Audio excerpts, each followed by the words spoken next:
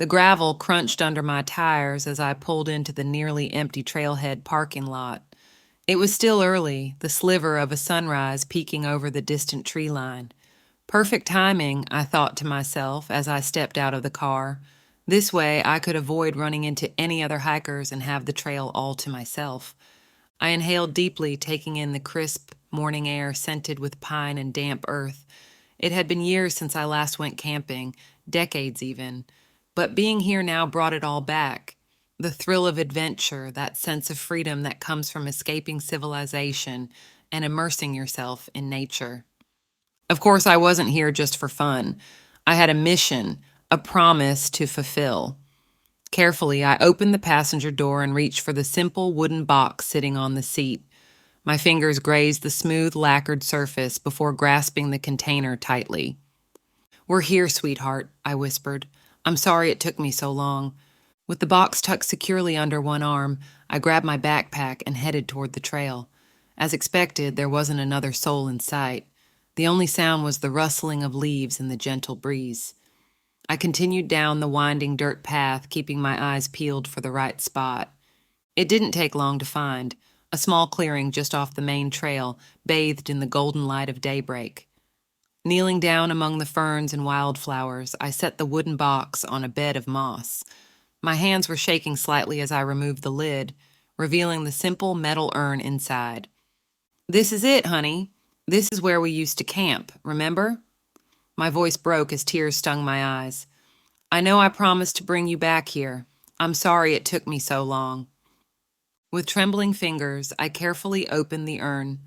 A breath of wind caught the fine gray ash inside, making it swirl upwards like smoke. It seemed appropriate, symbolic even. After all, I was here to set her spirit free.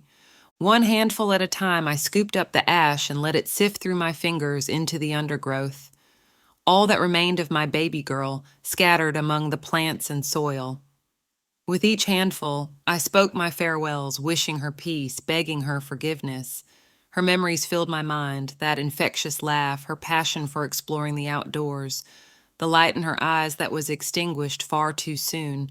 I was so lost in the ritual that I didn't notice the stillness descending around me. The wind had died, leaving an unnatural silence hanging over the forest. Even the usual birdsong was absent. Then I heard it, the faintest rustling coming from the dense trees behind me. My heart leapt as for a split second I imagined it was her, that she was somehow here with me, playing one of her favorite games of hide and seek. "Don't be ridiculous," I scolded myself. With trembling hands, I picked up the pace, now tossing fistfuls of ash recklessly onto the ground. I had to finish this. The rustling grew louder now. It was steadily moving closer, accompanied by the snapping of twigs underfoot. This was no forest creature foraging for food. It sounded heavier, more determined. I refused to turn around to even acknowledge it. This was some trick of my overwrought mind, nothing more. I grabbed one last handful of ash, not even looking at where it fell. Slamming the lid back on the urn, I hastily shoved it in the box along with her picture. As I tried to secure the latch with shaking hands, the footsteps sounded again, even closer now. That's when I heard it. The voice I had ached to hear again for so long, now calling to me from across the years. "Mom?" My heart seized in my chest. Slowly I turned and saw her there at the edge of the trees. Still my little girl, but at the same time changed. Her skin was ashen, her eyes sunken, but her smile, that smile, was still the same. "There you are," she laughed playfully. "I've been looking everywhere for you." She started ambling toward me with halting, awkward steps. I sat paralyzed, my mind unable to accept what I was seeing. "Why did you leave me, Mom?" Her words came out garbled, her head lolling to the side at an unnatural angle. I scrambled to my feet and backed away from the apparition. "No, it can't be! You're not real!" Her eerie smile twisted into a scowl, anger flashing in her lifeless eyes. She quickened her pace, limbs jerking grotesquely. "You promised you'd watch me, but you let me die."